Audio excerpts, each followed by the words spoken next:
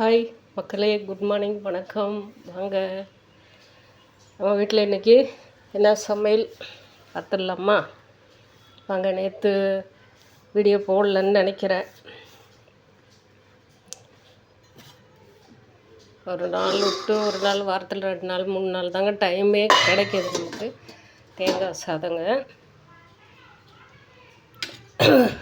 தம்பி சாப்பிடுவான்.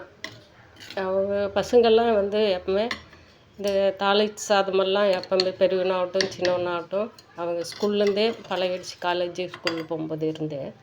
அதனால் அவங்களுக்கு பிடிச்சமான அதுவும் சின்னவன் பொண்டாட்டி இருக்கும்போது அவளுக்கு ஆஃபீஸ் போகிறதுனால டக்குன்னு செய்கிற வேலை லெமன் சாதம். இது தான். புளியோதரை அதிகமாக செய்ய மாட்டாங்க. யாராவது செஞ்சு கொடுத்தா சாப்பிடுவாங்க, நல்லா இருக்குமான்னு சொல்லிட்டு. நம்ம இதுக்கு தேங்காய் சாதத்துக்கு கடலப்பருப்பு, உளுத்தம்பருப்பு, அதை நல்லெண்ணெய் விட்டு தாங்க போட்டிருக்கிறேன். கடலப்பருப்பு, உளுத்தம்பருப்பு, அப்புறமா வரமிளகாய் ஒரு 3 மிளகாய் போட்டிருக்கிறேன். கருவேப்பிலை, பெருங்காயம், தேங்காய், கடுகு, உளுத்தம்பருப்பு, ஜீரகம் இதெல்லாம் எண்ணெயில் போட்டு நல்லா பொரிஞ்சதுக்கப்புறமா வெங்காயம் போட்டிருப்பேன், பூண்டும் போட்டிருக்கிறேங்க. பூண்டு போட்டு ஆகணும் அவசியமாக. அது அப்போ தான் நல்லாயிருக்கும். அதனால் எல்லாமே போட்டு எண்ணெயில் நல்லா வதக்கி விட்டு தேங்காய் திருவி, அதுக்கப்புறமா உப்பும் போட்டு தேங்காய் திருவி கொட்டி அது கொஞ்சம் நேரம் வதக்கி விட்டு சாதம் நம்ம வடித்து வச்சு சாதத்தை எடுத்து போட்டு கிளறி வச்சுருக்குறோங்க. சூடாக இருக்குது. அடுத்தது வெண்டைக்காய் பொரியலுங்க.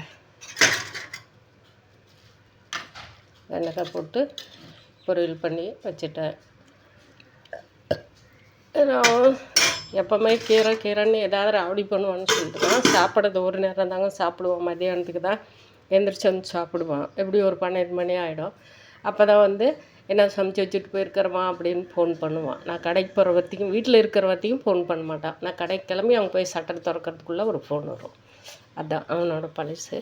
அடுத்தது புளிச்சிக்கிறேங்க.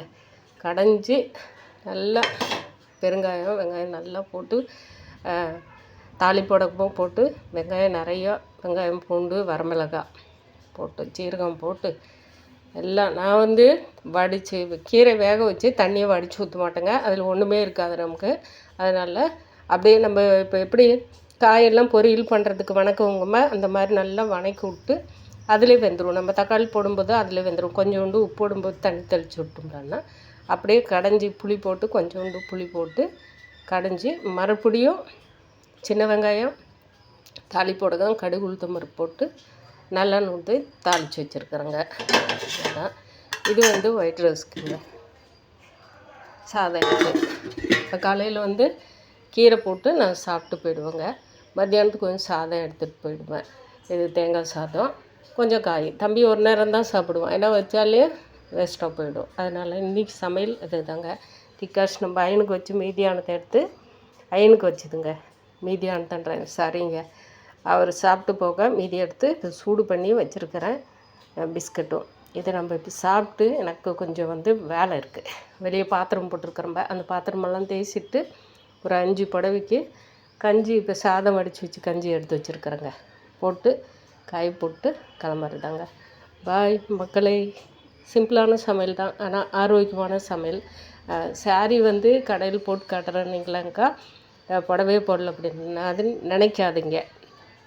ஏன்னா கொஞ்சம் ஒருத்தருக்கு அர்ஜென்ட்டு மேரேஜ் வேலைக்கோசரம் ப்ளவுஸ் தைச்சிட்டுருக்கிறேன். அவங்க டக்குன்னு எனக்கு 3 ப்ளவுஸும் ஒன்றாக கொடுத்துருங்க இன்றைக்கி அப்படின்ட்டாங்க நேற்று.